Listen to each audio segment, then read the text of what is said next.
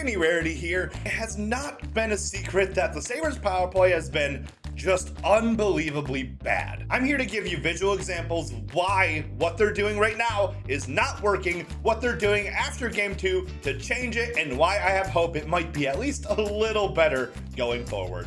Like, comment, subscribe, and let's get into it. Now, I know these lines aren't perfect, so give me a break here, but what the Sabres usually do is what I call, I don't know if this is like the most common name for it, but what I like to call it is the slingshot power play, because that's kind of what they do, right? So you usually have your puck carrier over here, either on the left wing or the right wing, and they're gonna end up dropping the puck back to one player who kind of sits behind, and they're gonna use their momentum to either attack one of these two gaps right here after they receive the puck, building up speed. And the idea is that they're going to build up speed going to the line. They're going to try and chip it in past the defender, use that speed, get the puck in deep, and beat them and generate pressure behind the net.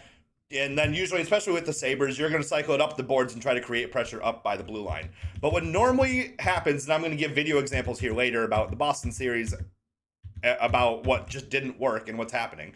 But visually what happens, especially with the Buffalo Sabres right now, is this player is going to end up dropping the puck back to the D-man, usually Byram or Dahlin, depending on which power play it is. The D-man is going to try and skate through the line. And what these teams have figured out is that if you pressure the line, either pressure his outlet passes, so he has nobody to give it to once he builds up momentum and gets to the line, or as soon as this player enters the zone, when they set one player back. So if the puck carrier doesn't have these outlet passes from these two players at the line kind of cutting them off, and the player enters the zone instead, they kind of create a cone. So the one player sitting back here is going to wait to see what their teammates at the line do. And then depending on what the teammates at the line do, he's going to action. Usually, if this goes to plan, the puck carrier is going to come in. They're going to create kind of like a little cone trap here. So then the skater comes in, his outlet passes are cut off, the D-man comes in, usually takes the body, dislodges the puck, and then it goes right back out on the other end, if that makes any sense to you. But I'm going to give you some video examples here. So first, this video is brought to you by Elite Deception Hockey. You can see that in the corner. Definitely give them a follow. This is like a 2-minute video, but it's really, really informative on what the Sabres are doing and why it's not been working so far. So this is an example from, obviously, the Boston series. This is going to be Jack Quinn taking the slingshot pass. You can see, I'm going to pause it here right at the line, and they do too as well. But you can see the kind of 3 defenders at the line, one sitting back waiting for that reaction from the defenders. The Sabres players set up along the blue line, ready for the entrance, and then the slingshot receiver, Quinn, going to try to enter with speed. So he comes in, and what Boston does, as soon as he enters, they play the body, disrupt the speed, and now, because the defender back saw the action from his 2 D-men at the line, putting pressure at the line, he's going to turn around, and now it's going to be a 2-on-1 headed back into the corner. And you can see it right now, power play outnumbered. So even though Quinn still did beat the defender, the wherewithal, that little trip up, the awareness, the trust in their PK kind of system, and their just confidence to know how to handle the Sabres, outnumbers him in the corner, just like that, easy takeaway, right back out of the zone. And now this is another example too. So this is the other way I was kind of talking about on my whiteboard, what teams will do, and which is kind of how Boston would switch it up sometimes. Instead of playing their lone player back, they will play them forward in the neutral zone. They will play like this 1-3 neutral zone system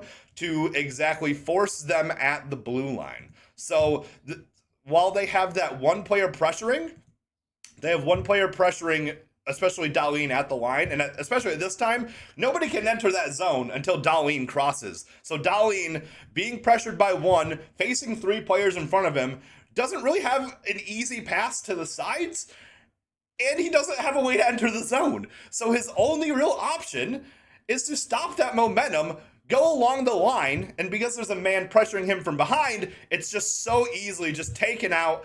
And as soon as it becomes a mess, the defenders at the line pressure wherever the puck goes, and it's just right back out. And once again, another example. This is a whole 2-minute video of the same exact thing. Pressured at the line, pressured at the line, slingshot coming in. Here comes Quinn. They create a pocket. This is what I was talking about when it came to well, usually when they have the 1D man setting back and they're creating this cone pocket here.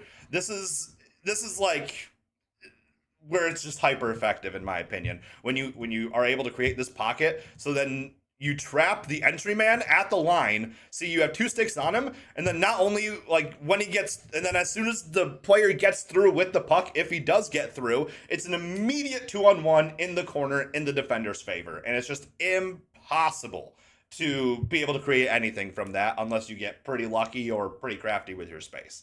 So that's what Boston was doing. That was completely neutralizing us, and it was just, as you guys know as well as I do, horribly frustrating, just terrible.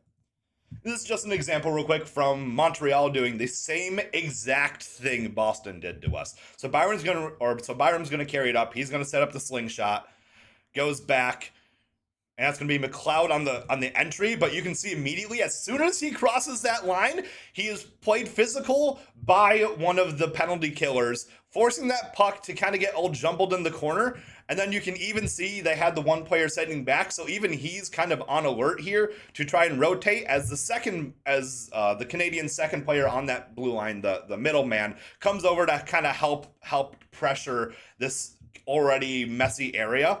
And the Canadiens just played this perfect, man. They get it jumbled up in the corner, send the second player over to attack, and we get lucky enough where Josh Doan does get the shot on that, but that is still just a completely failed entry. Canadians know exactly how to do it, and usually like 8 times out of 10, when that puck pops out, it's going to go to that lone man back for Montreal, who's just going to kick it right back out, which has been happening pretty much every single time we are able to get it in the zone at all if we don't just get stopped at the blue line. Now, this is an example from the same game, but later. So this is the last example was from the first period. This is late in the second period when they got their next power play chance. And this is kind of where it gives me more hope, right? So they had controlled entries. So what you're going to see right here is a great visual clip of how they adjusted their entry and how they were actually able to kind of get in the zone, which, especially with the Sabres and their skill set, once you get it in the zone, use that speed, start moving around, that's where you have your success.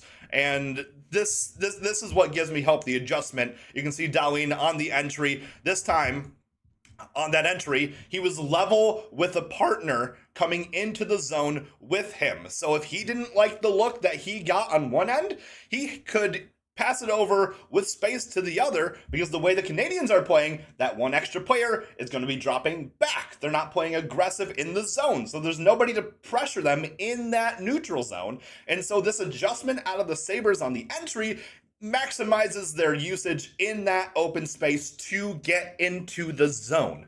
And that is exactly what happened on this entry right here. And they're able to kind of generate, at least a zone entry out of it, which is already a step in the right direction.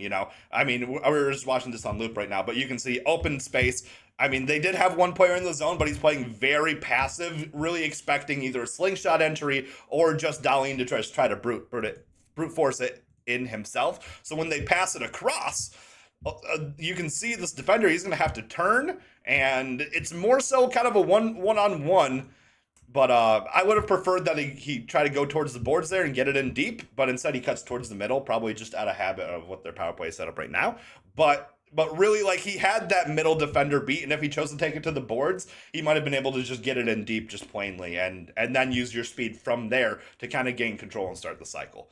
But they do end up getting that entry, and especially Buffalo, that zone entry does kind of work too if you can create any space on that blue line, because of how well our defenders are, because our defenders are very active, very mobile. So that's what's giving me a little hope about the Sabres power play, not to mention this morning in a press conference before the game, or yesterday sometime, Lindy Ruff said Josh Doan and Zach Benson are going in on the first power play unit. This could be really good, switching things up. Two players who've been playing really, really well for the Sabres, mixed with a new zone entry, could really give the Sabres more space, and if not converting on goals, at least get zone pressure and shots on net, which is something we've been sorely missing throughout this entire playoffs, except that game one, but who cares?